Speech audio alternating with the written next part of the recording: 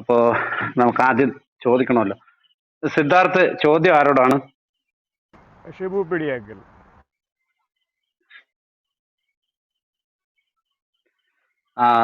INR, ചോദ്യം ആരോടാണ്? പാസ്റ്ററോടാണ്. Okay. Mister Nasar, ആരോടാണ് ചോദ്യം? Mister Nasar. Okay okay okay. അപ്പോ മിസ്റ്റർ സ്റ്റോമിന് ആരോടാ ചോദ്യം ചോദിക്കാനുള്ള? എനിക്ക് റാണിനോടാണ്. ഓക്കെ. തലോടി, ആരോടാണ് ചോദ്യം ചോദിക്കാനുള്ളത്? ചോദ്യം ഷിബു പാസ്റ്ററോടായിരുന്നു. പക്ഷെ ഇനിയിപ്പോ ചോദ്യം കംപ്ലീറ്റ് ആയതുകൊണ്ട് ഞാൻ 3 ചോദ്യം അനുവദിക്കും. ഞാൻ താഴെ പോയിരിക്കാം, വേറെ ആരും കയറിക്കോട്ടെ.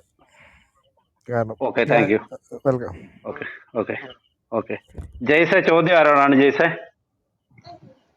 ഞാനും റാണിയോടായിരുന്നു ചോദിക്കാൻ വന്നത്, പക്ഷെ അതിപ്പോ ഇവിടെ. ഓക്കെ ഓക്കെ ഓക്കെ ഓക്കെ, റാണിയോട് ചോദിച്ചോളൂ. കുഞ്ച, ചോദ്യം ആരോടാണ്? കുഞ്ചൻ. റാണിയോട്. ഓക്കെ ഓക്കെ, ഒരു സെക്കൻഡേ.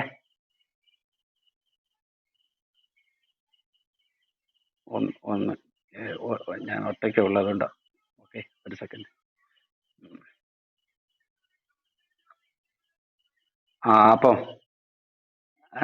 അപ്പൊ റെഡി അല്ലേ ക്യു ആൻഡ് സെഷൻ? റാണിജി, പാസ്റ്റർ, രണ്ടുപേരും റെഡി അല്ലേ? സമയം പൊക്കോണ്ടിരിക്കും. Okay okay okay. അപ്പൊ എന്നാ ആദ്യത്തെ ചോദ്യം റാണിയോടാണ്. സ്റ്റോമെ, ചോദിച്ചോളൂ. ഒരു സെക്കൻഡേ, സ്റ്റോമെ മൈക്ക് എടുക്കല്ലേ. 1 മിനിറ്റ് ചോദ്യം, 3 മിനിറ്റ് ഉത്തരം അല്ലേ? അതെ അതെ, ചോദിച്ചോട്ടെ. Okay okay okay. അല്ല, ആദ്യം അപ്പൊ വന്നത് സ്റ്റോമെ ചോദിച്ചു. അയ്യനാറല്ലേ? അപ്പൊ പാസ്റ്ററോട് ആദ്യം ക്വസ്റ്റ്യൻ ചോദിച്ചിട്ട് പോരെ? ഇതിപ്പോ നമ്മൾ ഇങ്ങനെ ഇതായിട്ടാണ് വരുന്നത്. അതായത് അല്ല, ചോദ്യം ഇതെല്ലാം ഉത്തരം ഈ അവതരിപ്പിച്ച മറ്റേ അവസാനം കൺക്ലൂഷൻ മാത്രമേ തിരിച്ചു കൊടുക്കത്തുള്ളൂ. കൺക്ലൂഷൻ നമ്മുടെ റാണിജിക്കാണ്. ബാക്കിയല്ല. ഓക്കെ, അതാ. അപ്പൊ അത് ഓർഡറിലേ പോകാൻ പറ്റത്തുള്ളൂ. അപ്പൊ സ്റ്റോമെ ചോദ്യം ചോദിച്ചോളൂ. എനിക്ക് റാണിനോട് ചോദിക്കാനുള്ളത്, അതായത് യേശു പ്രവചനങ്ങൾ ഓൾഡ് ടെസ്റ്റ്മെന്റിൽ ഉണ്ടോ എന്നാണ് ചോദിക്കുന്നത്. അതായത് ഏത് സ്റ്റാൻഡേർഡിന്റെ അതായത് ഏത് അളവുകോൽ വെച്ചിട്ടാണ് റാണി ഈ ഓൾഡ് ടെസ്റ്റ്മെന്റും ന്യൂ ടെസ്റ്റ്മെന്റും അനലൈസ് ചെയ്തത്? അത് ആ ചെയ്ത അളവുകോൽ എന്താണെന്ന് പറയണം. അതുപോലെ തന്നെ അതിന് എടുത്തിട്ടുള്ള എന്താ പറയാ മൊറാലിറ്റി അല്ലെങ്കിൽ മോറൽ ബേസിസ് എന്താണെന്നും കൂടെ പറഞ്ഞു തന്നാൽ ഉപകാരമായിരിക്കും. ഇതാണ് എൻ്റെ ക്വസ്റ്റ്യൻ.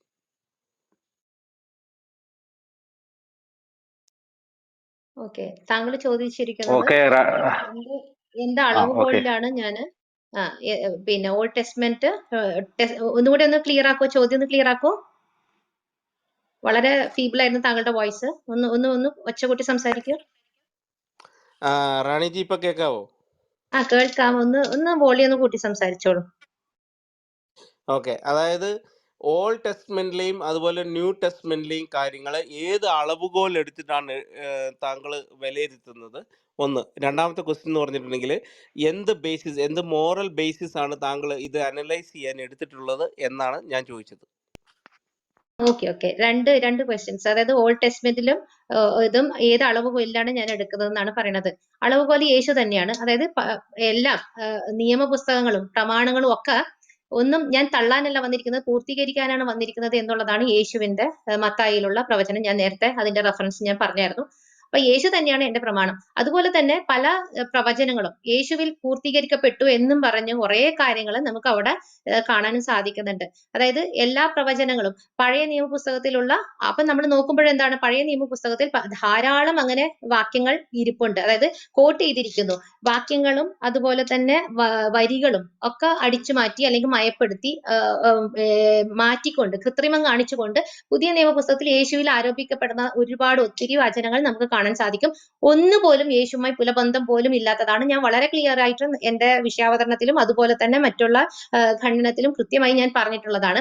അത് തന്നെയാണ് എന്റെ അളവുകോൽ എന്ന് പറയുന്നത്. യേശു എന്നുള്ളത് തന്നെയാണ്. അതല്ലാതെ ഇപ്പോൾ നിങ്ങൾ നമ്മളുടെ ഇടയിലേക്ക് മതപരിവർത്തനത്തിനായി വരുമ്പോൾ ഈ അളവുകോലൊന്നും നിങ്ങളും ഇതായിട്ട് എടുത്തിട്ടല്ല വരുന്നത്. എന്താണ് കൃത്യമായിട്ടും ഓരോ ലീഫ്ലെറ്റും അങ്ങനെയുള്ള കാര്യങ്ങളൊക്കെ കൊണ്ടാണ് നിങ്ങൾ നമ്മളുടെ മുന്നിലേക്ക് വരുന്നത്.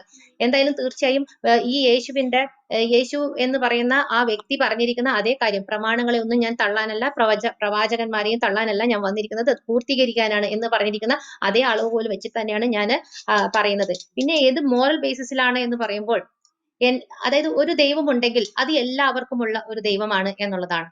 ഒരു ദൈവം എന്നുള്ള ഒരു ഈശ്വര സങ്കല്പം എന്ന് പറഞ്ഞാൽ അത് എല്ലാവർക്കുമുള്ള ദൈവം ഒരു സങ്കല്പമാണ്. അതല്ലാതെ ഈ പിന്നെ കുറച്ചു പേരെ ഒരു വിജാതീയരായിട്ടും നായ്ക്കളായിട്ടും ഒക്കെ ആട്ടുന്നു, പിന്നെ ഇദ്ദേഹത്തിൽ വിശ്വസിച്ചാൽ മാത്രമാണ് ഈ ദൈവം അങ്ങ് സ്വീകരിച്ച് കളയുക എന്നുള്ളത്. അത് എത്ര നന്മ ചെയ്തു കഴിഞ്ഞാലും അവിടെ ഒരു കാര്യമില്ല. അതായത് ഈ നിയമങ്ങൾ അംഗീകരിച്ചിട്ടില്ല എന്നുള്ളതാണ്. അത് ഈ ബൈബിളിന്റെ കാഴ്ചപ്പാടിൽ തന്നെ അതായത് യഹോവയുടെ നിയമലംഘനമാണ് ഈ പാപം എന്ന് പറഞ്ഞത്. പാപം എന്ന് പറയുന്നതിന് പോലും ഒരു പിന്നെ കാര്യം എന്ന് പറയുന്നത് യഹോവയുടെ നിയമം നമ്മൾ ലംഘിച്ചു കഴിഞ്ഞാൽ അത് പാപമാണ് എന്നുള്ളതാണ് ഈ ബൈബിളിന്റെ വിവക്ഷ. ആ ഒരു രീതിയിലുള്ള കാര്യങ്ങൾ കൊണ്ട് തന്നെയാണ് ഞാൻ ഈ ബൈബിള് എടുത്ത് സംസാരിക്കുന്നത്. ഓക്കെ, ക്ലിയർ ആണ്. എനിക്കൊരു സബ് ക്വസ്റ്റ്യൻ ഉണ്ടോ അനുവാൻ സാറേ? ഇല്ല, ഒറ്റ ക്വസ്റ്റ്യനേ ഉള്ളൂ, സബ് ക്വസ്റ്റ്യൻ ഓക്കെ, ഇല്ല. Thank you. ഞാൻ സോറി. താഴേക്ക് പോകും. ഓക്കെ, താങ്ക് യു ടോമെ. താഴേക്ക് ഉപകാരം. അപ്പൊ സിദ്ധാർത്ഥ ഷിബു പിടിക്കലിനോട് ചോദിച്ചോളൂ. സിദ്ധാർത്ഥ്. നന്ദി. എനിക്ക് ശുഭപിടിയക്കലിനോടുള്ള ചോദ്യം, ഈ മറിയയുടെ അടുത്ത് മാലാക വന്ന് പറയുന്നുണ്ട്, നീ ഒരു പുത്രനെ പ്രസവിക്കും, അവൻ അത്യുന്നതന്റെ പുത്രൻ എന്ന് വിളിക്കപ്പെടും എന്ന് പറയുന്നുണ്ട്. അതായത് മേരി എന്ന് പറയുന്ന ഒരു യഹൂദ ലേഡിയുടെ അടുത്ത് വന്ന് മാലാക പറയുവാണ്, നീ ഒരു പുത്രനെ പ്രസവിക്കും, അവൻ അത്യുന്നതന്റെ പുത്രനാണെന്ന് വിളിക്കപ്പെടും. യഹൂദർക്ക് അത്യുന്നതൻ ആരാണ്? യഹോവയാണ്. അതുകൂടാതെ യേശുവിനെ പരിച്ഛേദന ചെയ്തു എന്ന് ബൈബിളിൽ രേഖപ്പെടുത്തിയിട്ടുണ്ട്, ലൂക്കായുടെ അധ്യായത്തിൽ പറയുന്നുണ്ട്.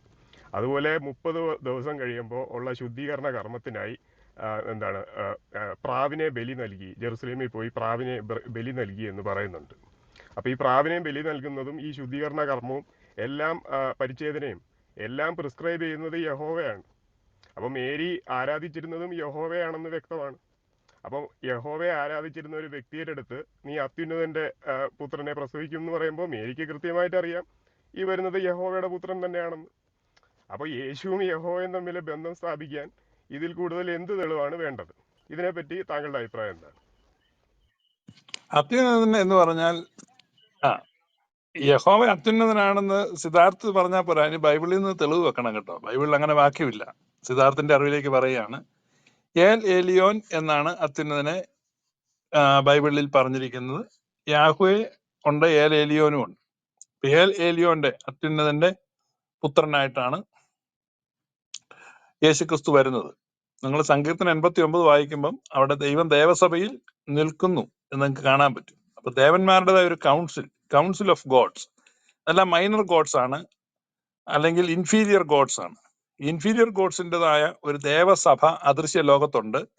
നിങ്ങളുടെ ഒക്കെ ദൈവങ്ങളൊക്കെ ആ കൂട്ടത്തിൽ വരും കേട്ടോ. ഹിന്ദുക്കളുടെ ദൈവങ്ങളൊക്കെ ആ കൂട്ടത്തിലുള്ള കുട്ടി ദൈവങ്ങളാണ്. അങ്ങനെയുള്ള ഡിവൈൻ കൗൺസിൽ ഉണ്ട്. അതിൻ്റെയൊക്കെ മുകളിൽ ഇരിക്കുന്ന ഏറ്റവും ഉന്നതനായ ദൈവത്തെയാണ് അത്യുന്നതനായ ദൈവം എന്ന് പറയുന്നത്. അപ്പം ഇൻഫീരിയർ ഗോഡ്സിന്റെ കൗൺസിലിന്റെ ഒരു മെമ്പർ മാത്രമാണ് ഇസ്രായേലിന്റെ ഗോത്ര ദൈവമായിട്ടുള്ള യഹോവ. അതുപോലെ ഓരോ ഗോത്രങ്ങൾക്കും ഓരോ ദേശങ്ങൾക്കും അതാത് ദൈവന്മാരുണ്ട് എന്ന് ബൈബിളിൽ കാണാൻ പറ്റും. ലോകത്തുള്ള എല്ലാ സംസ്കാരങ്ങളിലും കാണാൻ പറ്റും. പക്ഷെ അത്തരത്തിലുള്ള മൂർത്തികളോ ദേവന്മാരോ ഒന്നുമല്ല. ദൈവാദി ദൈവമായി, അത്യുന്നതനായ ദൈവമായി, ഈ സകലത്തിന്റെ മേലും വാഴുന്ന ഏൽ ഏലിയോനായി, ഏറ്റവും ഉന്നതനായ ദൈവമായി ആ ദൈവസന്നിധിയിൽ നിന്നുള്ള മെസ്സേജാണ് വന്നത്. ആ ദൈവത്തിന്റെ ഹിതം. ഈ ദൈവങ്ങളൊക്കെ വിഭാഗീയതയുള്ളതും പരസ്പരം മത്സരിക്കുന്നതും പരസ്പരം കൊന്നു തിന്നുന്നതും കൊള്ളയടിക്കുന്നതും അതിന് കൂട്ടു നിൽക്കുന്നതും ഒക്കെ ദൈവങ്ങളാണ്. ഇപ്പൊ നിങ്ങൾ ഇന്ത്യയിലാണെങ്കിൽ തന്നെ ശൈവന്മാരും വൈഷ്ണവന്മാരും തമ്മിൽ വലിയ യുദ്ധം ഉണ്ടായിട്ടുണ്ട്. അപ്പൊ അത്തരത്തിലുള്ള കലഹങ്ങൾക്കൊക്കെ കൂട്ടുപിടിക്കുന്ന ഒരു ഗോത്രം മറ്റൊരു ദൈവത്തെ ആക്രമിക്കുമ്പം അതിന് കൂട്ടു നിൽക്കുന്ന, ആ വിജയത്തിൽ സന്തോഷിച്ച് അവിടുന്ന് 100 പാലും പഴവും ഒക്കെ മേടിച്ച് വിഴുങ്ങിയേച്ച് ഇങ്ങനെ ഇളിച്ചു പിടിച്ചിരിക്കുന്ന അത്തരത്തിലുള്ള കുട്ടി ദൈവങ്ങൾ ഒരുപാടുണ്ട്. അങ്ങനെയുള്ള പാർഷ്യാലിറ്റി ഒന്നും കാണിക്കാത്ത, മുഖം പക്ഷമില്ലാത്ത, വ്യത്യാസമില്ലാത്ത, ഒരു പക്ഷത്ത് ചേർന്ന് മറ്റേ പക്ഷത്തോട് യുദ്ധം ചെയ്യുന്ന അത്തരത്തിലുള്ള വിഭാഗീയതകളില്ലാത്ത ദൈവം. അതാണ് ഏറ്റവും ഉന്നതനായ ദൈവം വരുമ്പോൾ ഉള്ള വ്യത്യാസം. അത്തരത്തിലുള്ള ഒരു ദൈവത്തിൽ നിന്നാണ് സെയിന്റ് മേരിക്ക് മെസ്സേജ് ഗബ്രിയേൽ മാലാഖ കൊടുത്തത്. അത് വളരെ ക്ലിയർ ആണ്. അതുകൊണ്ടാണ് ബൈബിളിലെ ദൈവത്തിന് ആ രൂപത്തിലുള്ള പേരില്ലാത്ത സ്വർഗസ്ഥനായ പിതാവേ എന്നാണ് യേശുക്രിസ്തു പറഞ്ഞത്. സ്വർഗസ്ഥനായ പിതാവേ എന്ന് വിളിച്ചാണ് പ്രാർത്ഥിക്കുന്നത്. ജനറിക് ആണ്, അവിടെ നെയിം അല്ല, അവിടെ റിലേഷൻഷിപ്പ് ആണ്. പിതാവ് എന്നുള്ള റിലേഷൻഷിപ്പിനെ അഡ്രസ് ചെയ്താണ് പ്രാർത്ഥിക്കുന്നത്. അതുകൊണ്ട് താങ്കൾ ബോധപൂർവം തെറ്റിദ്ധരിപ്പിക്കാൻ ശ്രമിച്ചാലും അത് അങ്ങനെയല്ല. ഇനി അടുത്ത പ്രാവശ്യം വരുമ്പോൾ യഹോവയാണ് അത്യുന്നതൻ എന്നുള്ള വാക്യം കണ്ടുപിടിച്ചുകൊണ്ട് വരുവാൻ താങ്കൾക്ക് കഴിയട്ടെ എന്ന് ഞാൻ ആശംസിക്കുന്നു. Thank you. ഓക്കെ, സിദ്ധാർത്ഥ താഴേക്ക് പൊക്കോളൂ. അടുത്തത് റാണിജിയോട് ചോദ്യം ചോദിക്കുന്ന ജെയ്സ് ആണ്. ജെയ്സെ ചോദിച്ചു. കേദാരം, ആദ്യം തന്നെ ഈ RSSന്റെ കുപ്പായം ഇട്ട സുഡാപ്പികൾക്ക് നന്ദി, നമസ്കാരം. ഇവിടെ ഈ ടൈറ്റിൽ എന്ന് പറഞ്ഞ യേശു ജെയ്സെ ഒരു സെക്കൻഡ്. അല്ലല്ല, ഒരു മിനിറ്റ്, ഞാൻ ഇതിൽ ഇടപെടും. കാരണം ഞാൻ ഇതുവരെ ഇത് അനുവദിച്ചിട്ടില്ല. അപ്പൊ ഇങ്ങനെയുള്ള സ്റ്റേറ്റ്മെന്റുകൾ ദയവായി വയ്ക്കരുത്. ഓക്കെ, ഇനി ചോദ്യം ചോദിച്ചോളൂ. ഓക്കെ. ഈ യേശു പ്രവചനങ്ങൾ OT-യിൽ ഉണ്ടോ, ഇതാണ് ഇവിടുത്തെ ഹെഡിങ് കിടക്കുന്ന കണ്ടേ. പക്ഷെ റാണി എന്ത് വിഷയത്തെ പറ്റി ഡിബേറ്റ് ചെയ്യാനാണ് ഇവിടെ വന്നത്? കാരണം ഇവിടെ സംസാരിച്ചത് മുഴുവൻ നല്ല പട്ടിയെന്ന് വിളിച്ചു, തെണ്ടിന്ന് വിളിച്ചു, പൂച്ചയെന്ന് വിളിച്ചു, കാക്കയെന്ന് വിളിച്ചു. ഇതാണ് റാണി ഇവിടെ വന്നപ്പോ മുന്നിരുന്ന് പറയുന്നത് ഞാൻ കേട്ടത്. സത്യത്തിൽ റാണി ഏത് വിഷയത്തിലാണ് ഡിബേറ്റ്? സത്യത്തിൽ റാണി ഏത് വിഷയത്തിലാണ് ഡിബേറ്റ്? ഒരു മിനിറ്റ് ജെയ്സെ, ഒരു സെക്കൻഡ്. അയ്യനാറെ, താങ്കൾക്ക് ഇതിനകത്ത് ഇടപെടേണ്ട കാര്യമില്ല. കാരണം താങ്കളുടെ ചോദ്യത്തിന്റെ സമയത്ത് താങ്കൾക്ക് സമയം തരും. അല്ലെങ്കിൽ ഇവിടെ ശ്രീ ഇരിപ്പുണ്ട്, റാണിയുടെ മോഡറേറ്ററായിട്ട് ശ്രീ ഇരിപ്പുണ്ട്. ശ്രീ അതിൽ ഇടപെടും. മനസ്സിലായല്ലോ? താങ്കൾ ചോദ്യം ചോദിക്കാൻ വന്ന ആളാണ്. ചോദ്യം ചോദിക്കുക, ഉത്തരം താങ്കൾക്ക് ഇഷ്ടപ്പെട്ടാലും ഇല്ലെങ്കിലും അതിന് മറുപടി കേൾക്കുക, പോവുക. അത്രേ ഉള്ളൂ. മറ്റൊരാളിന്റെ സംസാരത്തിൽ ഇടപെടേണ്ട യാതൊരു ആവശ്യമില്ല. അതിനാണ് ഞാനും ശ്രീയും ഇവിടെ പച്ച കുത്തിയിരിക്കുന്നത്. Okay, thank you. ജയ്സ, ചോദ്യം തുടർന്നോളൂ. ഓക്കെ, അപ്പൊ ഇവിടുത്തെ ടോപ്പിക് എന്ന് പറയുന്നത് യേശു പ്രവചനങ്ങൾ ഓൾഡ് ടെസ്റ്റ്മെന്റിൽ ഉണ്ടോ എന്നുള്ളതാണ്. അല്ലാതെ ഈ ചുമ്മാതെ കുറെ വ്യാഖ്യാനങ്ങൾ പറഞ്ഞു വരാനായിട്ടല്ലല്ലോ ഇവിടെ വന്നിരുന്നത്, സ്വന്തമായ കുറെ വ്യാഖ്യാനങ്ങൾ. സത്യത്തിൽ റാണി ഏത് ടോപ്പിക്കിലാണ് ഇവിടെ ഡിബേറ്റ് ചെയ്യാൻ വന്നത്? ഇതാണ് എന്റെ സംശയം.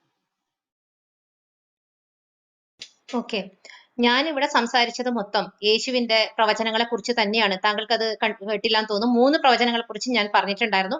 ഒന്ന്, ഈജിപ്തിലേക്ക് പോയിട്ടുള്ള, അതായത് ഈജിപ്തിൽ നിന്നും എന്റെ മകനെ വിളിച്ചു എന്ന് പറഞ്ഞിരിക്കുന്ന ആ ഒരു വാക്യം, അത് അങ്ങനെ ഒരു സംഭവം നടന്നിട്ടില്ല എന്നുള്ളത് പാസ്റ്റർ തന്നെ പറഞ്ഞിരിക്കുന്നു. അത് ഒരു നിഴൽ പോലെയുള്ള ഒരു കാര്യമാണ്. യേശുവിനെ എന്തോ ഒരു മഹത് വ്യക്തിയാക്കാൻ വേണ്ടിയിട്ടുള്ള ഒരു കാര്യമാണ്. അതിൽ അങ്ങനെ ഒരു വലിയ കാര്യമില്ല എന്നുള്ളതാണ് പറഞ്ഞിരിക്കുന്നത്. അത് തന്നെയല്ലേ എന്റെയും അഭിപ്രായം. അതായത് പ്രവചനങ്ങൾ ഒന്നും തന്നെ ഇല്ല എന്നുള്ളതാണ്.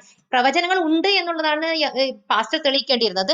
പാസ്റ്റർ ആണ് പ്രവചനങ്ങളെ കുറിച്ച് മുന്നോട്ട് ഉള്ള കാര്യങ്ങൾ, അതായത് ഇന്ന പ്രവചനങ്ങൾ അവിടെ ഉണ്ട്, ഇത് യേശുവിനെ തെളിയിക്കുന്നതാണ് എന്നുള്ളതാണ് പറയുന്നത്. പാസ്റ്റർ എന്താണ് പറഞ്ഞിരിക്കുന്നത്? അവിടെയുള്ള എല്ലാം നിഴലുകളാണ് എന്നാണ് പറഞ്ഞിരിക്കുന്നത്. യേശുവുമായി സംബന്ധിക്കുന്ന കാര്യങ്ങൾ അവിടെ കാണാനേ സാധിക്കുന്നില്ല, അല്ലെങ്കിൽ നിഴലുകളായിട്ടുള്ള കാര്യങ്ങളാണ് എന്നൊക്കെയാണ് അദ്ദേഹം പറഞ്ഞിരിക്കുന്നത്. എന്നാൽ ആ ഒരു കാര്യം പോലും അദ്ദേഹം പറയുന്നില്ല. എന്നെ ആക്ഷേപിക്കാനും ബാക്കിയുള്ള റാണിജി, ഇത് താങ്കളോടുള്ള ചോദ്യമാണ്. താങ്കൾ ഇത് എതിർ സംവാദകനെ കുറ്റപ്പെടുത്താനായിട്ട് ഉപയോഗിക്കുന്നത് തീരെ ശരിയായ നടപടിയല്ല. താങ്കളോട് ചോദിച്ച ചോദ്യത്തിന് താങ്കളുടെ വിഷയത്തിനുള്ളിൽ നിന്ന് സംസാരിച്ചാൽ വളരെ നന്നായിരിക്കും എന്ന് ഞാൻ പറയുകയാണ്. ഒരിക്കൽ കൂടെ ജയ്സെ മൈക്കെടുക്കരുത്. റാണിജി പറഞ്ഞോളൂ. ഞാൻ അങ്ങനെ പറഞ്ഞതല്ല. അദ്ദേഹത്തിനോട് ഞാൻ പറഞ്ഞു കൃത്യമായിട്ട്. കേൾക്കുന്നുണ്ടോ? കേൾക്കാമോ? ഉണ്ട്, പറഞ്ഞോളൂ. ഓക്കെ. അതായത് ഞാൻ ഇവിടെ എടുത്തിരിക്കുന്ന 3 പ്രവചനങ്ങൾ, താങ്കൾ റീപ്ലേസ് ഓൺ ആണല്ലോ, അത് കേൾക്കുക. അതുപോലെ തന്നെ പിന്നെ എന്റെ സഹസംവാദകനാണ് ആ കാര്യങ്ങൾ മുന്നോട്ട് വെക്കേണ്ടിയിരുന്നത്. എന്തൊക്കെ പ്രവചനങ്ങളാണ് എന്നുള്ളത് അദ്ദേഹമാണ് വെക്കേണ്ടിയിരുന്നത്. എന്റെ നിലപാട് എന്ന് പറഞ്ഞാൽ ഒരു പ്രവചനങ്ങളും ഇല്ല. പക്ഷെ എങ്കിൽ കൂടിയും ഞാൻ പല പ്രവചനങ്ങളാണ് എന്നും പറഞ്ഞിട്ട് ഈ പുസ്തകത്തിൽ മുന്നോട്ട് വച്ചിരിക്കുന്ന ആ കാര്യങ്ങൾ വെച്ച് ഞാൻ സംസാരിച്ചു, കൃത്യമായി സംസാരിച്ചു. അത് ഇല്ല എന്നുള്ള തരത്തിൽ ആ ഒരു കാര്യം തന്നെയാണ് ഞാൻ കൃത്യമായി റെഫറൻസ് വെച്ച് ഞാൻ അതിനെ പ്രൂവ് ചെയ്തിട്ടുള്ളത്. നിങ്ങൾക്ക് ആ കാര്യങ്ങൾ റീപ്ലേസ് ഓൺ ആണ്, അത് കൃത്യമായും നിങ്ങൾക്ക് അത് ഒന്നുകൂടെ കേട്ട് കഴിഞ്ഞ് ആ ഒരു കാര്യം നിങ്ങൾക്ക് ചിന്തിക്കാം. Thank you. ജയ്സെ, താഴേക്ക് പൊക്കോളൂ. അടുത്ത ശിവചായ റെഡി അല്ലേ? ശിവചായ ചോദ്യം ചോദിക്കട്ടെ? Okay, okay okay, thank you ജയ്സെ. ശിവചായ ചോദിച്ചു. റെഡി അല്ലേ? അപ്പൊ അയ്യനാരെ ചോദിച്ചോളൂ, ചോദ്യം ചോദിച്ചോളൂ. അയ്യനാർ കേൾക്കുന്നുണ്ടോ? അയ്യനാർ അയ്യനാർ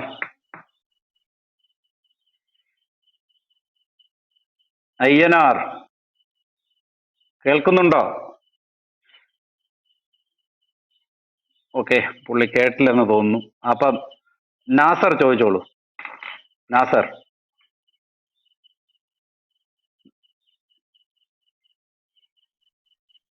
ആ ചോദിച്ചോളൂ. പറയാം. ഓക്കെ. എനിക്ക് ഷിബു ഇടിയക്കൽ അദ്ദേഹത്തോടാണ് ചോദിക്കാനുള്ളത്.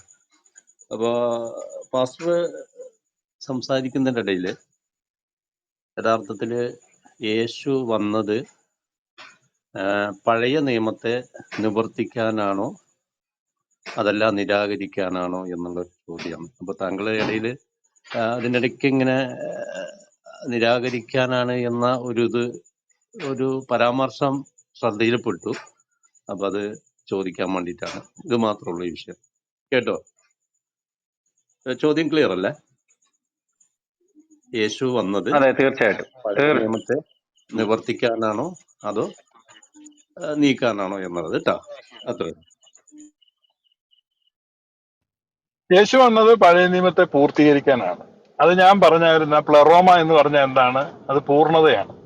അതായത് ഇംപെർഫെക്റ്റ് ആയിട്ടുള്ള ഒന്നിനെ പെർഫെക്റ്റ് ആയിട്ട് റിഫ്ലക്ട് ചെയ്യുക എന്നുള്ളതാണ്. ഇപ്പൊ നമ്മൾ ഫോട്ടോ എടുത്തു കഴിയുമ്പോൾ നിങ്ങളുടെ മുഖത്ത് ഒരു പാടുണ്ട്, അല്ലെങ്കിൽ ഒരു ചെറിയ നിറമാറ്റമുണ്ട്. അതൊക്കെ ഫോട്ടോ എടുത്ത്, പഴയകാലത്ത് ഫോട്ടോ എടുത്ത് ആസിറ്റീസ് ഫോട്ടോ കിട്ടും. പക്ഷെ ഇന്ന് അങ്ങനെയാണോ? നിങ്ങൾക്കും അറിയാമല്ലോ, എന്തെല്ലാം ടൂൾസ് ഉപയോഗിച്ചാണ് മിനുക്കുപണി ചെയ്യുന്നത്. അങ്ങനെയല്ലേ ഇപ്പൊ ഒത്തിരി ആളുകൾ ഈ ഓൺലൈനിൽ ചതിക്കപ്പെടുന്നത്. നിങ്ങളിങ്ങനെ ഈ മിനുക്കുപണിയൊക്കെ കാണിച്ച് ഫോട്ടോ ഒക്കെ കാണിച്ച് ചാറ്റ് ചെയ്യുമ്പോൾ അനേക ആളുകൾ വഞ്ചിക്കപ്പെടുന്നു. അപ്പൊ അങ്ങനെ ഈ പെർഫെക്റ്റ് ആക്കുകയാണ്. പഴയ കാലത്ത് രാജാക്കന്മാരൊക്കെ ചിത്രം വരയ്ക്കുമ്പം ഒരു കോങ്കണ്ണുണ്ടെങ്കിൽ ചിത്രകാരന് ആ കോങ്കണ്ണ് ഇല്ലാതെ വരയ്ക്കാൻ പറ്റുമായിരുന്നു, കാരണം അന്ന് ചിത്രം വരെയാണ്. അതുപോലെ ഇവിടെ ഇസ്രായേലിന്റെ ന്യായപ്രമാണം നൽകപ്പെട്ടു. ആ ന്യായപ്രമാണവുമായി 1500 വർഷം അവർ പ്രയാണം ചെയ്തു. അപ്പൊ അവിടെ വന്നിട്ടുള്ള ഇംപെർഫെക്ഷൻസിനെ മാറ്റിയിട്ട് ദൈവഹിതത്തിന്റെ പെർഫെക്റ്റ് ഇമേജ് ആയിട്ട് ക്രിസ്തു വരുമ്പോൾ ആ ന്യായപ്രമാണം പൂർത്തീകരിക്കപ്പെടുകയാണ് ക്രിസ്തുവിൽ. അതുകൊണ്ട് ആ ഒരു അർത്ഥത്തിൽ നോക്കുമ്പം അത് പൂർത്തീകരിക്കപ്പെടുകയാണ്. അപ്പൊ പെർഫെക്റ്റ് ആയിട്ടുള്ള ഇമേജ് വന്ന സ്ഥിതിക്ക് ഇനി ഇംപെർഫെക്റ്റ് ആയിട്ടുള്ളതിന്റെ ആവശ്യമില്ല. അപ്പം ഒരു പുതിയ വീട് നിങ്ങൾ വെച്ചു, നിങ്ങളുടെ പഴയ വീട് ആ ഫ്രണ്ടിൽ നിപ്പുണ്ട്. പുറകിൽ നിങ്ങളുടെ വലിയ വീട്, പുതിയ വീട് പണി പൂർത്തിയായി കഴിയുമ്പോൾ ആ വഴി മെയിൻ റോഡിനും പുതുതായി പണിത വീടിനും ഇടയിൽ നിങ്ങളുടെ പഴയ വീട് നിൽക്കുകയാണ്. നിങ്ങൾക്ക് വൈകാരികമായ അടുപ്പമൊക്കെ ഉണ്ടെങ്കിൽ ആ പഴയ വീട് നിങ്ങൾ പൊളിച്ചു മാറ്റിയിട്ട് നിങ്ങളുടെ പുതിയ വീടിന് നല്ല കാഴ്ച കൊടുക്കുകയാണ്.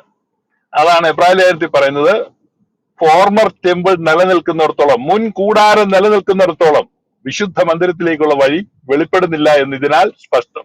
അതുകൊണ്ട് പുതിയ കൂടാരത്തിലേക്ക് വഴി വെളിപ്പെടേണ്ടതിന് പഴയ കൂടാരമായ യെരുശലേം ദൈവാലയം പൊളിച്ചു നീക്കുകയും ന്യായപ്രമാണത്തെ നീക്കിക്കളയുകയും ഈ പെർഫെക്റ്റ് ഇമേജിനെ ലോകത്തിലേക്ക് പ്രദർശിപ്പിക്കുകയും ചെയ്യുന്നു. ഇതാ ആ മനുഷ്യൻ എന്ന് പീലാത്തോസ് പറയാണ്, പ്രിത്തോറിയത്തിൽ കൊണ്ടു നിർത്തി. അത് തന്നെ ലോകത്തിന് മുമ്പിലേക്ക്, ഇതാ ആ മനുഷ്യൻ, ക്രിസ്തു, അത്ഭുത പുരുഷൻ.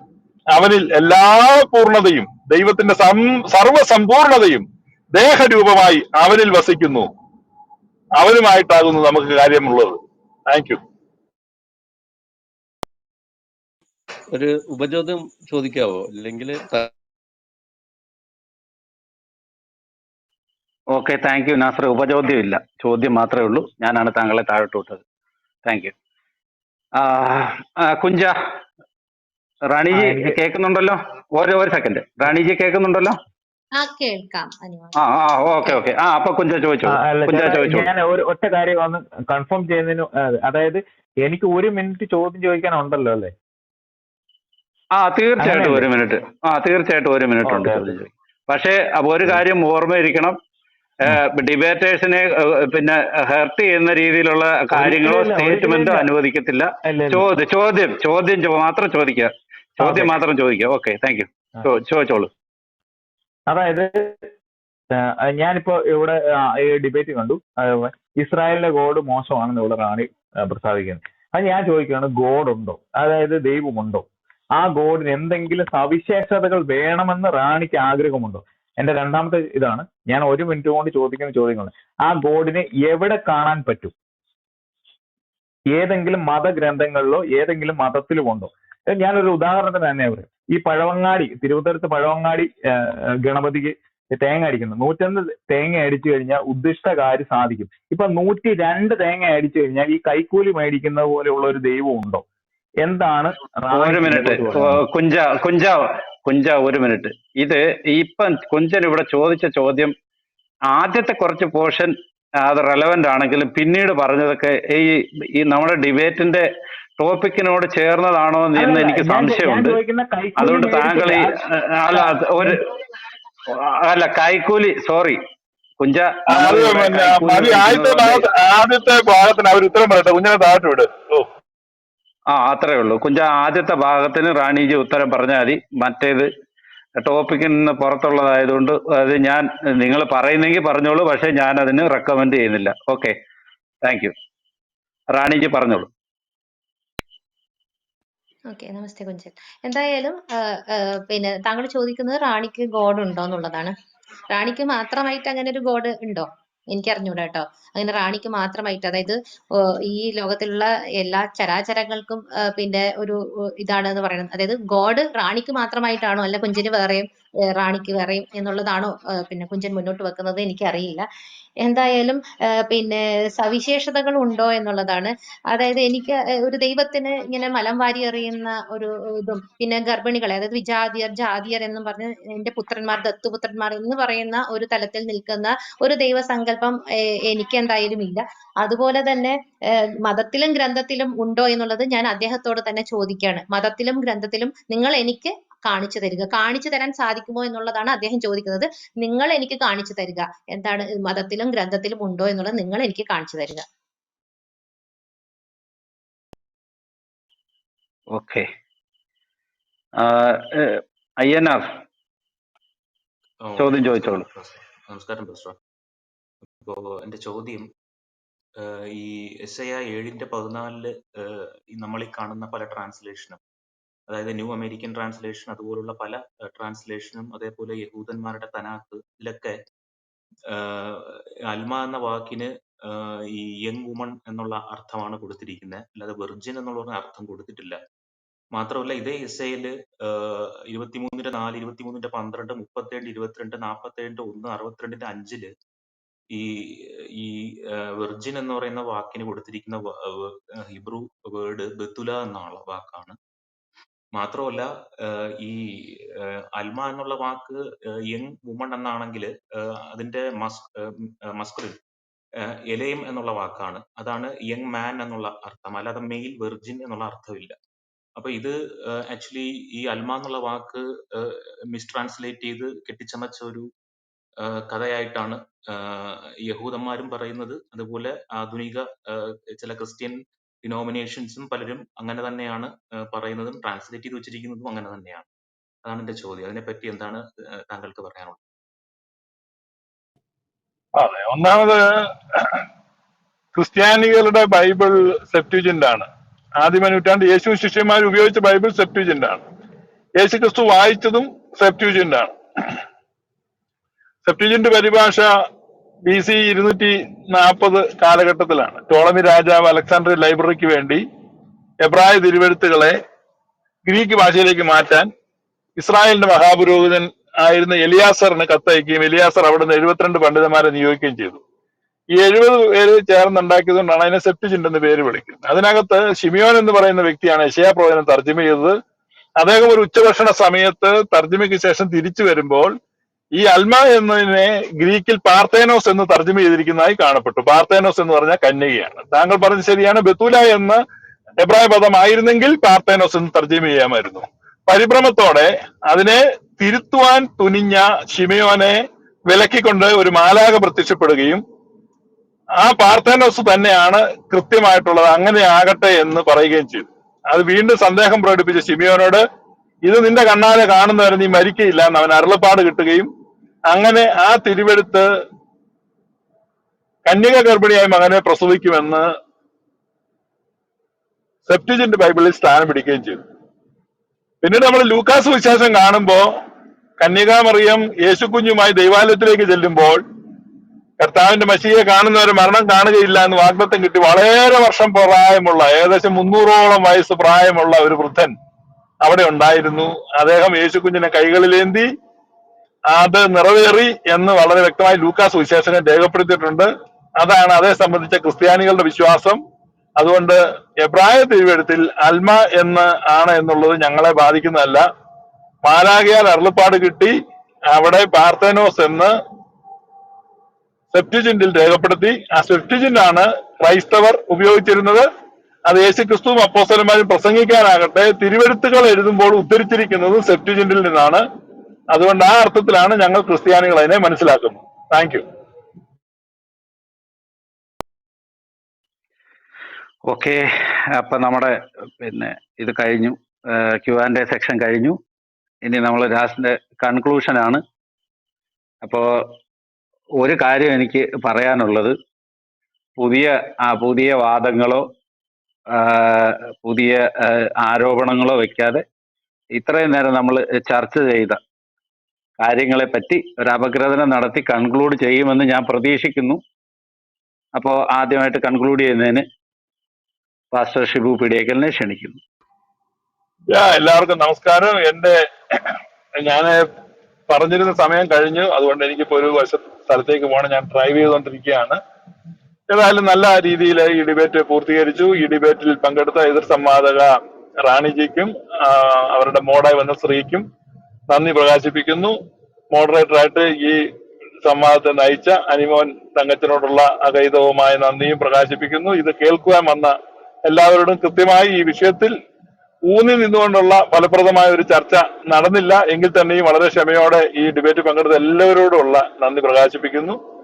ആവർത്തിച്ച് ഞാൻ പറഞ്ഞിട്ടും മനസ്സിലാകാതെ പോയ ഒരു പോയിന്റ് മാത്രം ഞാൻ ചൂണ്ടിക്കാണിക്കുകയാണ്.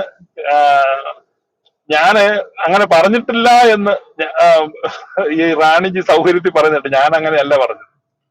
യേശു കർത്താവിനെയും കൊണ്ട് ഈജിപ്തിലേക്ക് മാതാപിതാക്കൾ പോയിട്ടില്ല എന്ന് ഞാൻ പറഞ്ഞു എന്നൊക്കെയുള്ള തെറ്റിദ്ധരിപ്പിക്കുന്നത് അങ്ങനെയൊന്നും ഞാൻ പറഞ്ഞിട്ടില്ല. റീപ്ലേ ഉണ്ട്, നിങ്ങൾക്ക് കേട്ടു നോക്കാം. മത്തായി സുവിശേഷം വളരെ വ്യക്തമായി പറയുന്നു പോയിട്ടുണ്ട്. ലൂക്കോസ് സുവിശേഷൻ ആ കാര്യം പരാമർശിച്ചിട്ടില്ല എന്നതുകൊണ്ട് പോയിട്ടില്ല എന്ന അർത്ഥമില്ല. അങ്ങനെ അതുകൊണ്ടാണ് 4 സുവിശേഷങ്ങൾ എടുത്തു വെച്ചിട്ടുള്ളത്. ഒന്നിലില്ലാത്ത മറ്റൊന്നിൽ കാണും. അതുകൊണ്ട് 4ഉം കൂടെ വായിക്കുമ്പോഴാണ് പൂർണ്ണമായ ചിത്രം കിട്ടുന്നത്. അതുകൊണ്ടൊക്കെ തെറ്റിദ്ധരിപ്പിക്കുന്ന പ്രസ്താവനയാണ്. മത്തായി സുവിശേഷൻ ആ ഭാഗം പറഞ്ഞിട്ടുണ്ട്. അവിടെ ആ പറഞ്ഞിരിക്കുന്ന കാര്യത്തോടുള്ള ആദൃശ്യവും ചൂണ്ടിക്കാണിച്ചിട്ടുണ്ട്. ഇസ്രായേലിന്റെ ആരംഭം ഈജിപ്തിൽ നിന്നുള്ള വിളിയോടെയാണ് വന്നതെങ്കിൽ ഇസ്രായേലിന്റെ പെർഫെക്റ്റ് റിഫ്ലക്ഷനായി ക്രിസ്തുവിന്റെ ആരംഭവും ഈജിപ്തിൽ നിന്നുള്ള വിളിയോടെയാണ് തുടങ്ങിയതെന്ന് മത്തായി സുവിശേഷൻ സാദൃശ്യത്തെ ചൂണ്ടിക്കാണിച്ചു എന്ന് മാത്രമേ ഉള്ളൂ. കേട്ടിരുന്ന എല്ലാവർക്കും നന്ദി, നമസ്കാരം, താങ്ക് യു.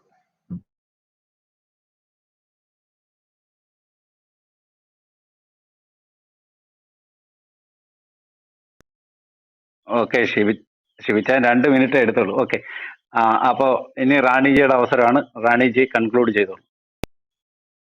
ഓക്കെ, 10 മിനിറ്റ് ആണല്ലോ അനിമോൻ അല്ലേ? എന്തായാലും ഞാൻ പറയാൻ ഉദ്ദേശിക്കുന്ന കുറച്ച് കാര്യങ്ങളുണ്ട്. അതായത് അദ്ദേഹം വളരെ ഒരു കൃത്യമായിട്ട് എടുത്ത് ചോദിച്ച ഒരു ചോദ്യം ഉണ്ടായിരുന്നു, കഴുതയുടെ ആ ഒരു കാര്യം. അതായത് മത്തായിലുള്ള ഒരു വാക്യമുണ്ട്, 21-ാമത്തെ അധ്യായം 3 മുതൽ 5 വരെയുള്ള ആ ഒരു കാര്യം അദ്ദേഹം എന്നോട് അത് നിങ്ങൾ പറയണം എന്ന് പറഞ്ഞത് കൊണ്ടാണ് ഞാൻ ഇതിൽ ഉൾപ്പെടുത്താൻ ആഗ്രഹിക്കുന്നത്. 10 മിനിറ്റ് ഏതായാലും ഉണ്ടല്ലോ. അതായത് അവിടെ പറയുന്നത് ഈ 4 സുവിശേഷങ്ങളും ഈ കാര്യം പറയുന്നുണ്ട്. അതായത് ഒരു സ്ഥലത്ത് പറയുന്നു കഴുതയും കഴുത കുട്ടിയുമാണ് സഖറിയയുടെ പ്രവചനത്തിലുള്ള ആ ഒരു കാര്യം വരുന്നത് എന്ന് പറഞ്ഞിട്ടുണ്ട്. യേശു 2 കാര്യം അവിടെ അറേഞ്ച് ചെയ്യുന്നുണ്ട്. അതായത് ഒന്ന് കഴുതയും ഒന്ന് കഴുതക്കുട്ടിയും. മറ്റു 3 സുവിശേഷങ്ങളിൽ നമുക്ക് ഒരു കഴുതയെ മാത്രമേ നമുക്ക് കാണാൻ സാധിക്കുന്നുള്ളൂ. എന്തായാലും അവർ പറഞ്ഞിരിക്കുന്ന രീതിയിൽ, അതായത് ഓരോ സുവിശേഷത്തിലും പറഞ്ഞിരിക്കുന്ന രീതിയിൽ തന്നെയാണ് അവിടെ കയറി വരുന്നത്. എന്നാൽ ഇത് യേശുവുമായി എന്തെങ്കിലും ബന്ധമുണ്ടോ എന്ന് നമ്മൾ നോക്കിക്കഴിഞ്ഞാൽ ഇതൊരു ബന്ധം ഇല്ല എന്നുള്ളതാണ് നമുക്ക് മനസ്സിലാക്കാൻ സാധിക്കുന്നത്. അവിടെ പ്രധാന പുരോഹിതനായ ജോഷുവ അതായത് ജോഷ തന്റെ കൽപ്പനയും നിയമങ്ങളും അനുസരിച്ചാൽ അവനെ രാജാവാക്കുമെന്ന ദർശനത്തെ കുറിച്ച് 3-ാം അധ്യായത്തിൽ സഖറിയ പറയുന്നു. നിങ്ങൾ സഖറിയയുടെ പുസ്തകം എടുത്തു നോക്കുക, വളരെ ചെറിയ പുസ്തകമാണ്. അത് നിങ്ങൾ കൃത്യമായി വായിക്കുകയാണെങ്കിൽ അവിടെ നീതിയുടെ ശാഖ ഞാൻ മുളപ്പിക്കും എന്ന് പറയുന്നു. ആ നീതിയുടെ ശാഖ പിന്നെ ജോഷുവ ആണെന്ന് പറയുന്നു. അതിനുശേഷമാണ് നോക്കൂ സിയോൻ പുത്രേ നിന്റെ ഈ കാര്യങ്ങൾ, അതായത് സിയോൻ പുത്രിയുടെ പറയുക, ഇതാ നിന്റെ രാജാവ് വിനയാനുതനായി കഴുതയുടെയും കഴുതക്കുട്ടിയുടെയും പുറത്ത് നിന്റെ അടുത്തേക്ക് വരുന്നു എന്നുള്ളത് അവിടെ പറയുന്നത്. പിന്നെ അത് മാത്രമല്ല, ഞാൻ പറഞ്ഞല്ലോ ഇവിടെയുള്ള ആ ഒരു കാര്യം എന്ന് പറയുന്നത്, ഇവിടെ യേശു എന്ന് പറയുന്നുണ്ടോ? യേശു എന്ന് അവിടെ ഒരിക്കലും പറയുന്നില്ല. ആരെ കുറിച്ചാണെന്ന് ഇവിടെ പറയുന്നില്ല. പക്ഷെ വളരെ വ്യക്തമായിട്ട് നമുക്ക് അവിടെ ജോഷുവയുടെ അഭിഷേകം നമുക്ക് അവിടെ കാണാൻ സാധിക്കുന്നുണ്ട്. യഹോവ ആ ഒരു കാര്യം അവിടെ വളരെ വ്യക്തമായിട്ട് 3-ാം അധ്യായത്തിൽ പിന്നെ പറയുന്നു. അതായത് സഖറിയയുടെ പുസ്തകത്തിൽ അങ്ങനെ വളരെ അപ്പൊ കൃത്യമായിട്ട് ഇത് വീണ്ടും ഡിബേറ്റ് തുടരുകയാണോ അനുമോനെ? ഞാൻ ലീവ് ചെയ്യാട്ടോ. ഇതിൽ വീണ്ടും നിങ്ങൾ പോയി വേറെ പണി നോക്കാം. നിങ്ങൾ ഡിബേറ്റ് പിന്നെ തുറന്നുകൊണ്ടിരിക്കും. ഇനി ഞാൻ ഇതിന് മറുപടി പറയാം. ഞാൻ ലീവ് ചെയ്യാം.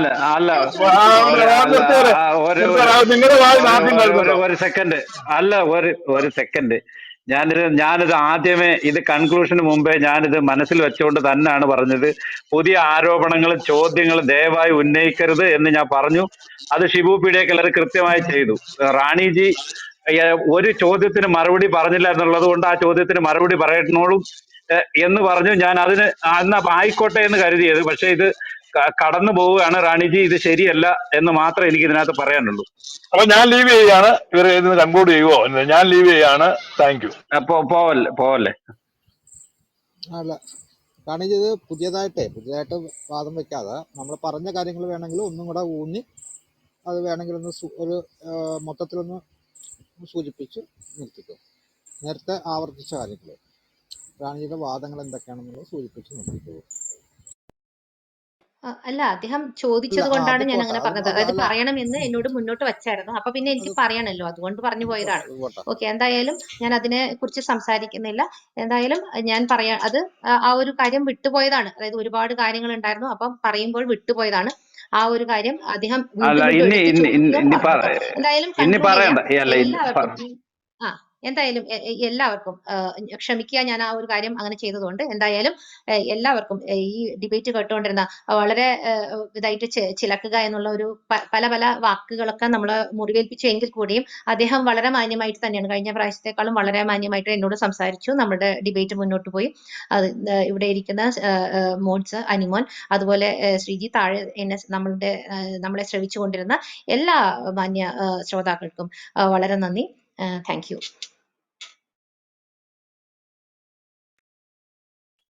ഓക്കെ, ശ്രീക്ക് വല്ലതും പറയാനുണ്ടോ? ശ്രീ ഇല്ലെങ്കിൽ നമുക്കിത് കൺക്ലൂഡ് നിർത്താം. ഡിബേറ്റ് കേട്ട് സഹകരിച്ചവർക്ക് നമ്മൾ ആദ്യം നന്ദി പറയുകയാണ്.